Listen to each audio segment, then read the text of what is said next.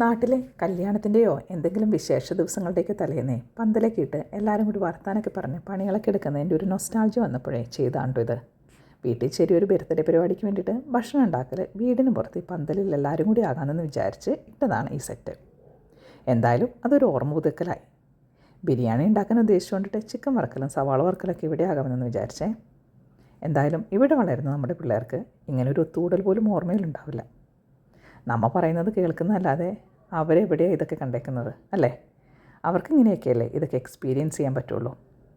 അങ്ങനെ ആ ഒത്തുകൂടലിൻ്റെയും സൗഹൃദത്തിൻ്റെയും പങ്കുവെക്കലിൻ്റെയൊക്കെ നല്ല ഓർമ്മകളൊക്കെ ഓർത്ത് പന്തലിൻ്റെ തണലിലിരുന്നിട്ടേ ഞാൻ ചിക്കൻ വറുക്കാനിടുന്നു. അത് വേകുന്നത് നോക്കി നീച്ചേട്ടൻ കാറ്റും കൊണ്ട് ഫോണിൽ നോക്കിയിരിക്കുന്നു. അത് റെഡിയായപ്പോഴേക്കും സബിനും നീച്ചേട്ടനും കൂടി അത് കോരി വയ്ക്കുന്നു. പിന്നെ എല്ലാ കാക്കിരി വിക്കിരികളും കൂടി പന്തലിൽ വന്നു കേട്ടോ. പാവം ഞങ്ങളുടെ രണ്ടാണുങ്ങൾ. നീച്ചേട്ടൻ സവാള ഗിരിഗിരിന്ന് നരിയുന്നു, സബിനതിന് വറുത്തെടുക്കുന്നു. സബിത ബാക്കിയുള്ള സാധനങ്ങളൊക്കെ അരിയുന്നുണ്ട്. അപ്പച്ചനും അമ്മച്ചിക്കും ഞങ്ങളെല്ലാവരും ഉള്ളതുകൊണ്ട് റെസ്റ്റ് കൊടുത്തു കേട്ടോ. എന്തായാലും എല്ലാവരും കൂടി ഒത്തിരി എൻജോയ് ചെയ്തു. നല്ല ഓരോ ഓർമ്മ റീക്രിയേറ്റ് ചെയ്യാൻ പറ്റി. പിള്ളേർക്കും അതൊരു എൻ്റർടൈൻമെൻറ്റിനൊപ്പം എന്തൂസിയാസമായിരുന്നു കേട്ടോ.